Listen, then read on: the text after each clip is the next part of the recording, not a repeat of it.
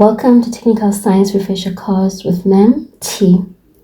Let me help you get prepared for an awesome Term 1 by reviewing prerequisite knowledge for the topics ahead. For the first 3 weeks of Term 1, you're going to be focusing on Newton's 3 laws of motion. These laws basically describe how an object's motion relates to the forces acting on the object. Let me explain. An object at rest will remain at rest because all the forces that are acting on this object are balanced. But once we exert a force on the object, we cause the forces to be unbalanced, and the object will do what? The object will start to move. And this object will continue to move in the direction of the force applied unless an external force is exerted on the object to cause it to do what? To slow down or to stop. That's basically what Newton's first law is saying. Newton's second law of motion, on the other hand, tells us that if we're exerting a force on an object, we're going to cause that object to do what? To accelerate. As you apply a force on an object, the object continues to move.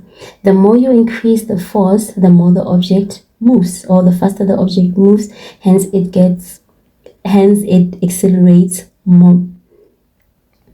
Newton's third law of motion, on the other hand, refers to what we call action-reaction pair.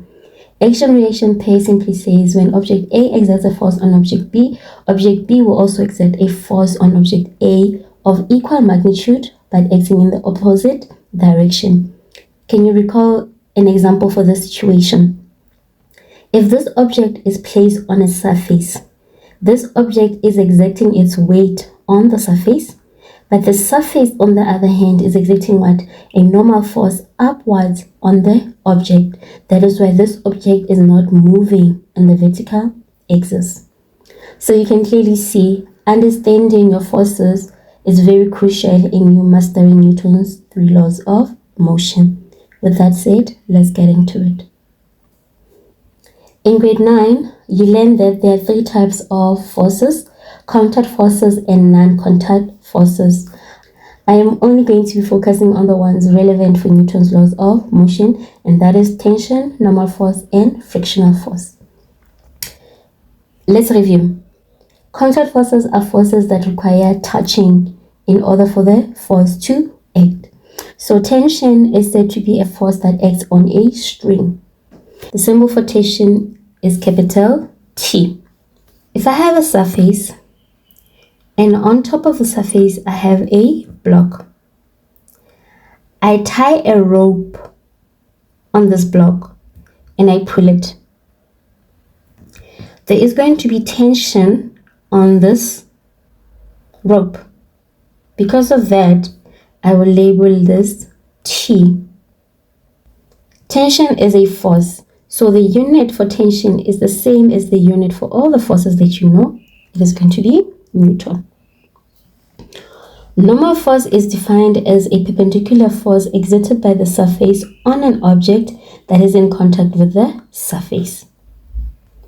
So this surface that is in contact with this object is going to exert a perpendicular force on the object.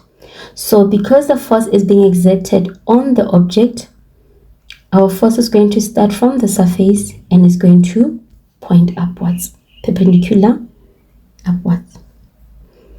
So the symbol for normal force is Fn, or you can say capital N.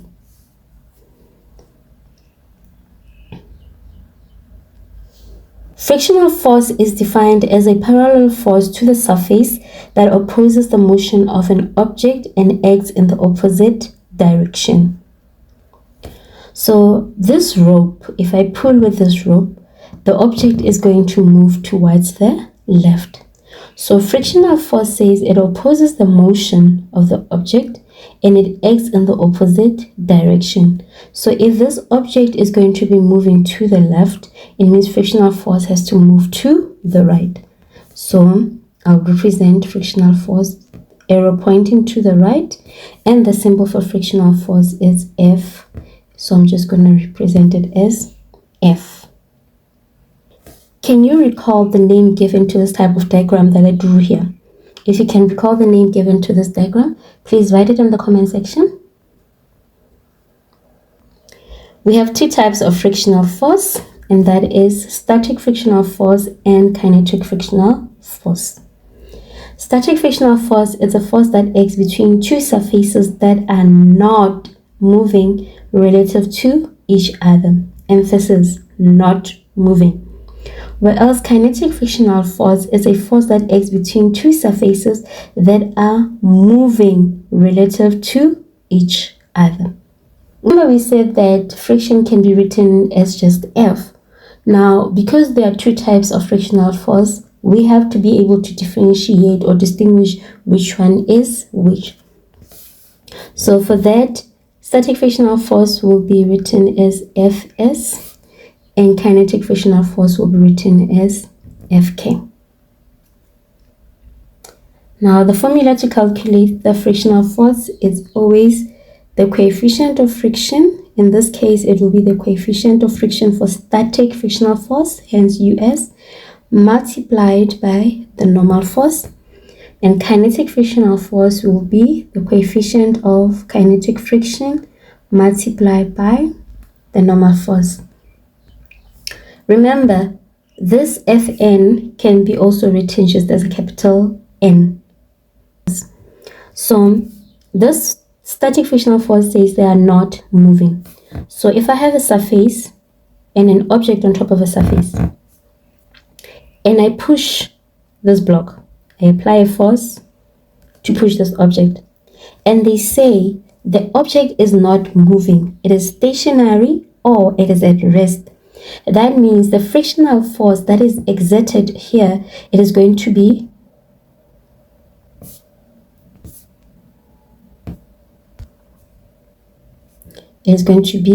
Fs, because in order for you to be able to move an object, you need to overcome the static frictional force, the force that is keeping it stationary. Now for kinetic frictional force, on the other hand, same story. I have a surface, an object on top of the surface. I am pushing the object, exerting a force on the object. Because they are saying kinetic frictional force is a force that exists between objects that are moving, it means now this object is going to move, meaning I have what? I have overcome the static frictional force. So the force that's going to be acting here, the frictional force that's going to be acting here will be Fk, because there is motion. You need to be careful with that. If they do not specify if the object is moving or the object is stationary, just write F for friction, if friction is there. But if they're specifying that it is static frictional force or as kinetic frictional force, you need to indicate by writing Fs for static and Fk for kinetic. From this equation, we can see that the frictional force depends on two things. It depends on the coefficient of friction and also the normal force. Now, the coefficient of friction depends on the type of surface that the object is moving on. If you have a rough surface,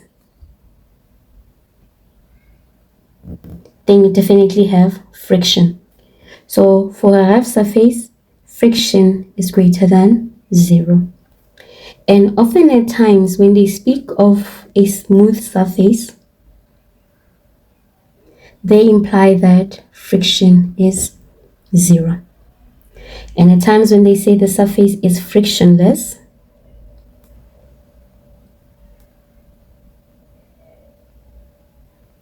and that simply implies friction is also 0.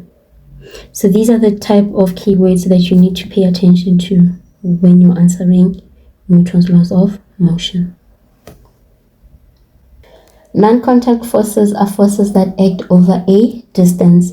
So gravitational force is an example of a non-contact force because it is the force that pulls objects towards the center of the earth, and the earth is not in contact, or the earth is not touching those objects, but it exerts a force on. The symbol for gravitational force is Fg. So if I have an object on top of a surface This object is exerting a force downwards, which is your gravitational force. Even if the object is hanging, the object will still experience a gravitational force going downwards. This gravitational force is also known as the weight of the object. Okay. To calculate the gravitational force, we use this formula. Fg is equals to mass multiplied by gravitational acceleration. And our gravitational acceleration is always 9.8 meter per second squared. M is your mass, and your mass must always be in kilogram. If your mass is given in grams, you must convert it to kilogram. How are we going to do it? You're going to take the value that they gave you in grams, and you're going to divide it by 1,000. So often at times we say that the normal force is equal to the gravitational force. This is not always the case, but we shall explain it. A free body diagram is a diagram that represents all the forces that are acting on the object. The object is represented by the dot, and the arrow represents the force that is acting on the object. Okay, so let's use this diagram as our first example. This person is pushing this object to the right. So how many forces are we going to be having on our diagram? I have gravitational force. I have normal force.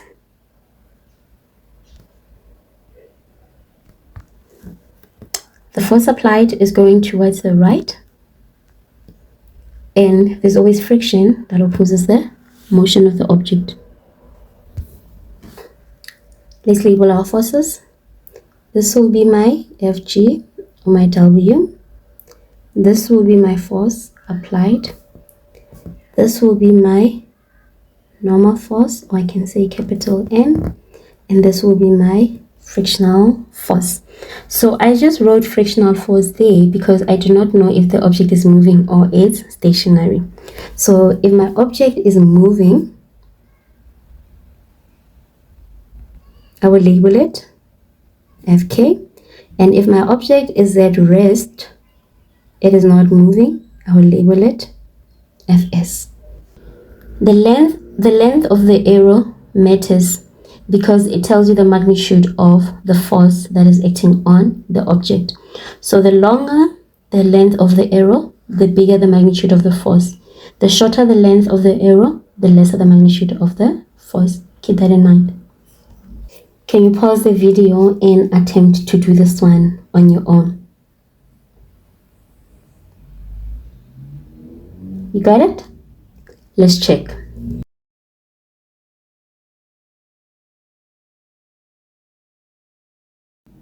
Normal force, frictional force, gravitational force, you can say W, you can say capital N, and this we can say force applied, or we can say tension. Remember, we said tension is the force that is experienced by the string. So in both of the situations that we spoke about, normal force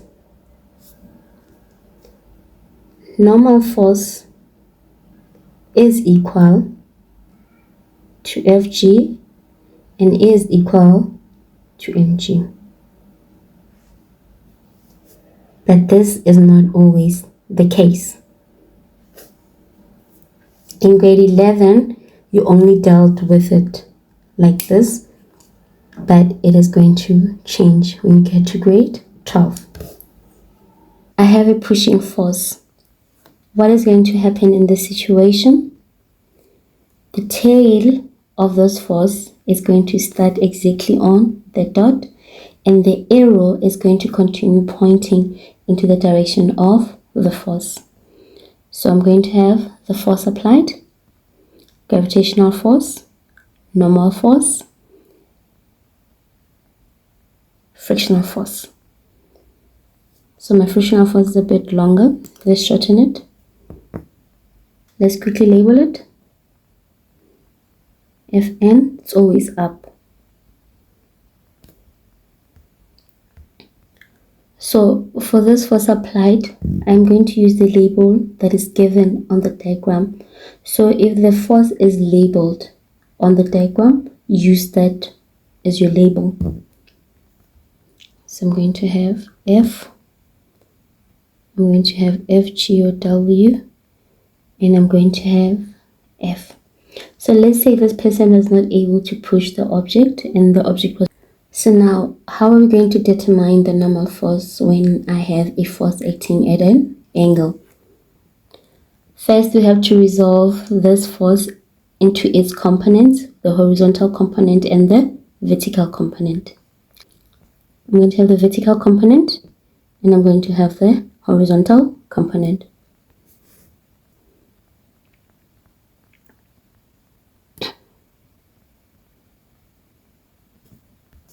So I'm basically saying this is the horizontal component for the force applied, this force.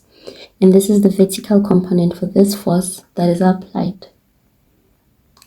So I have more than two forces that are acting on the vertical axis. And therefore, normal force is not equal to the gravitational force. So how am I going to calculate the magnitude of the vertical component? I'm going to use the equation for resolving into component for the vertical component, and it says Fy is equals to the force applied multiplied by sine theta, theta being the angle at which the force is acting on. And keep in mind, this angle is always measured between the horizontal and the force applied. I repeat, this angle is always measured between the horizontal and the force applied.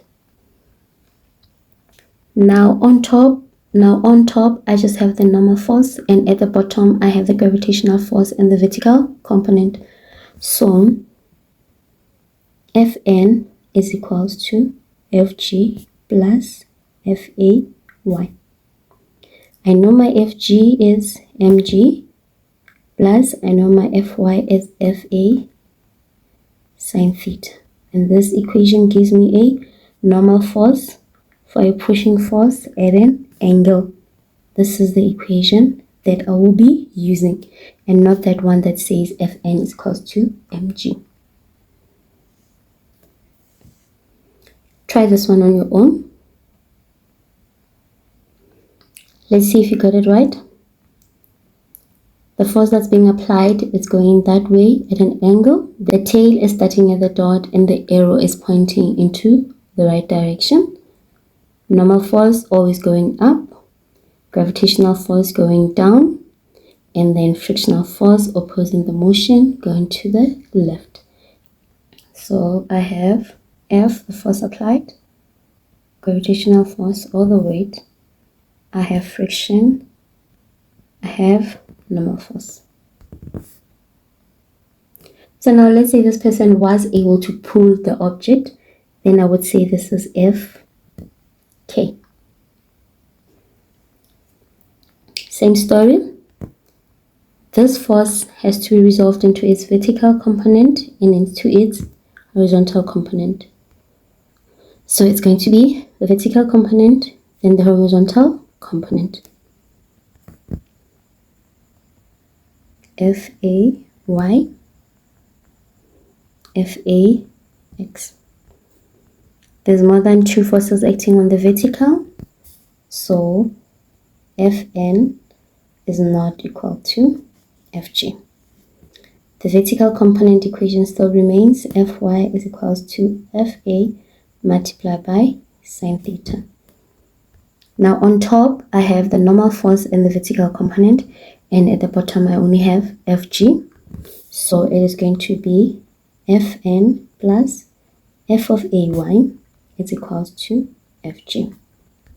I want Fn to be left along this side, so it means I have to do what? I have to transpose the vertical component.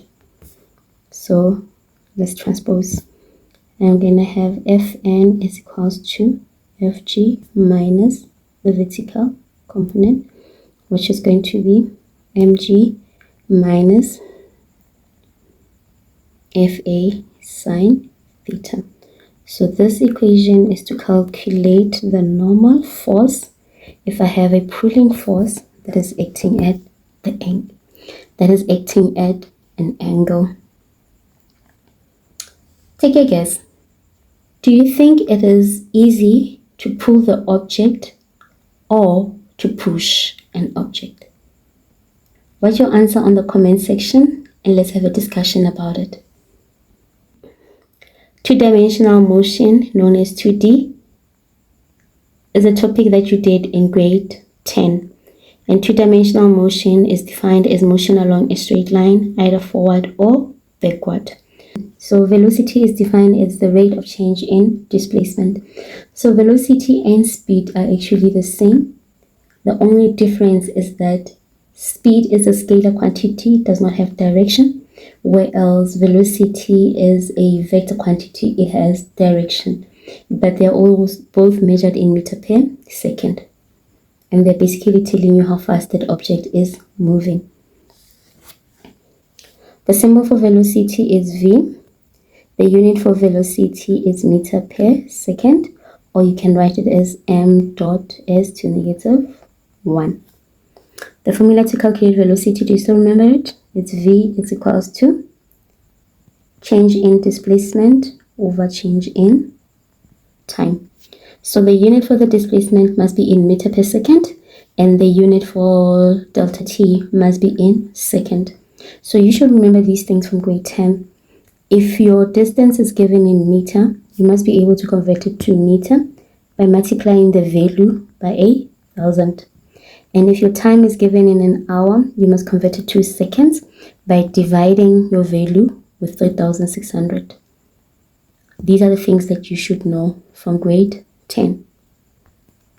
An object that is at rest or stationary, it means it is not moving. So because it's not moving, its velocity is going to be 0 meter per second.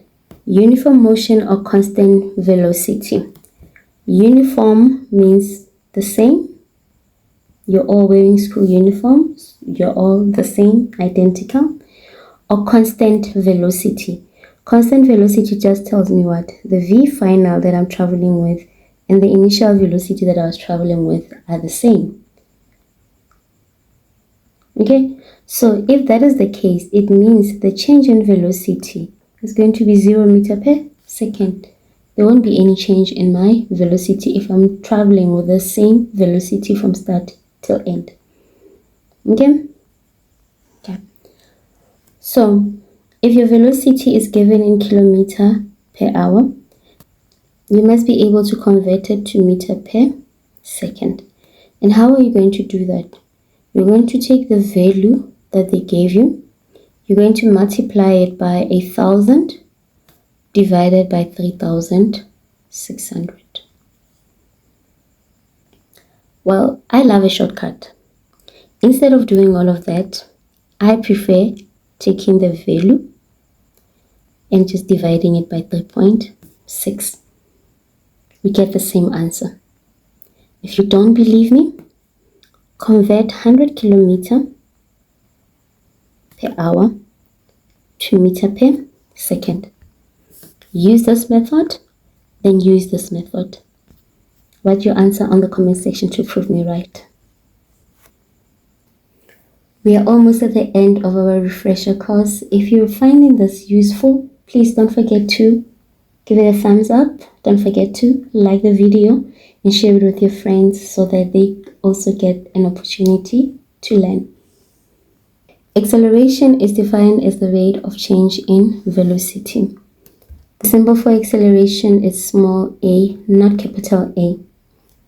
The SI unit for acceleration is meter per second squared. Or you can say m dot s to negative 2. The formula to calculate acceleration is given by A is equals to change in velocity over change in time, which simply means the final velocity minus the initial velocity divided by what? By the final time minus the initial time. Grade 10, knowledge. When an object is accelerating, we're saying that acceleration is increasing and you're going to get a positive value. And when it is decelerating, it means it's slowing down. So acceleration is decreasing and you're going to get a negative value. Remember when we spoke about velocity, we said that an object that is at rest or stationary, its velocity is 0 meter per second. So if the velocity is 0, it means the object is not accelerating. So the acceleration is going to be 0 meter per second squared. Uniform motion or constant velocity. Remember what did we say? We said delta V is going to be 0 meter per second. And if I take the 0 and I put it there in my formula for acceleration, how much will my acceleration be? My acceleration will also be 0. So which implies acceleration is equal to 0 meter per second squared. So the last thing I need you to remember about acceleration and velocity is that both of them, they are vectors. Both of them are vector quantities, and because of that, they have what? They have direction. Please don't forget that. We have reached the last element of our refresher course, which is your resultant force. Resultant force is defined as a single force that has the same effect as two or more forces acting on an object. The symbol for resultant force is F res. When you get to grade 12, we don't use F res anymore, but we are using F net. So when you hear the word F net in grade 12, just know they're talking about resultant force. It's the same concept. So in grade 10, you were introduced to this equation. F res is equals to F1 plus F2, which basically tells you that the resultant force is the sum of all the forces that are acting on the object. Okay? Now, let's look at two scenarios. Scenario 1, I have an object and I'm pulling it. And I'm pulling it with a force of 80 Newton. It is on a rough surface, so it is going to experience frictional force that is going to go into the opposite direction. And let's say the frictional force is 20 Newton. Now I want to calculate the resultant force that is acting on the object. So what am I going to do? I'm going to say F res is equal to the sum of all the forces that are acting on the object, right? So I'm going to say force applied plus frictional force. So when you get to grade 12, don't be fixated on the fact that in grade 10 and 11, you're using F1 plus F2. In grade 12, you need to specify the forces that are actually acting on the object. So another thing, my forces are going in opposite direction, so I have to assign direction.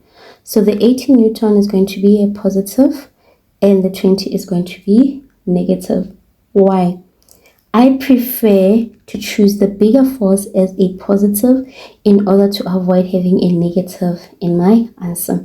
But we'll also do that option where you are choosing 20 as positive and 80 as negative. Then if I sub, I'm going to have 80 minus 20 and my final answer is going to be 60 Newton. Because resultant force is a vector, it must have direction. My answer is positive, so my direction is going to be to the right.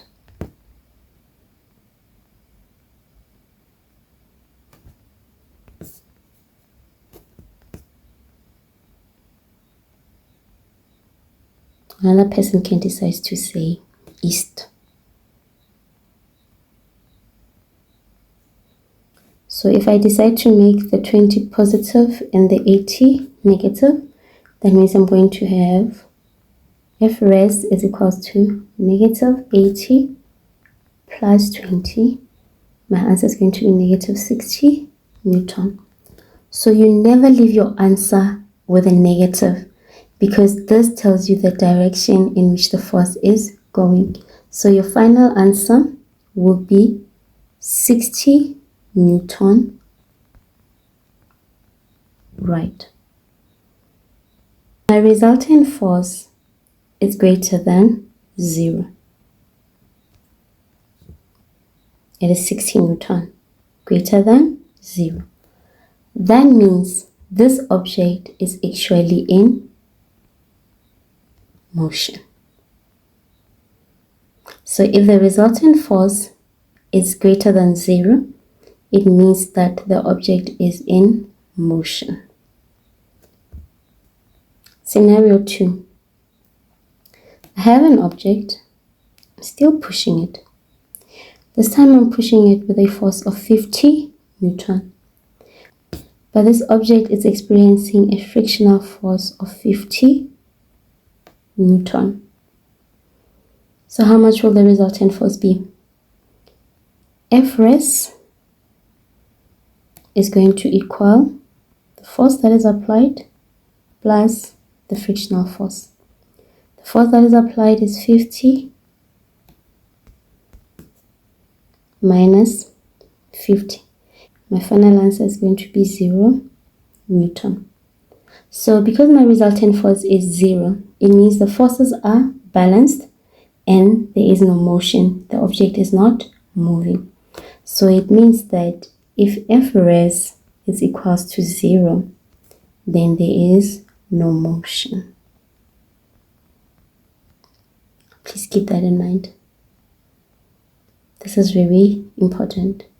And if there is no motion, it means what? Velocity is 0 meter per second. When you do Newton's second law of motion, they're going to introduce you to this formula. F net is equals to mass multiplied by acceleration. This is the mass of the object and the acceleration of the object. Remember, this is applicable.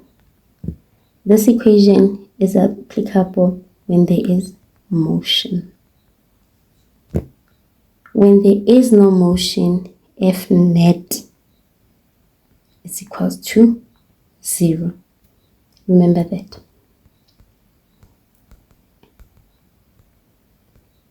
So you know that F net and F res are the same. So on F net, I can substitute that what? The forces that are acting on the object, which is the force applied plus the frictional force, equal to the mass of the object multiplied by acceleration. So this is something new that you'll be introduced to in grade 12. But if you can understand your concept of forces, believe you me, this won't trouble you. I hope you found this very useful. Don't forget to like, share, and subscribe. Thank you for watching.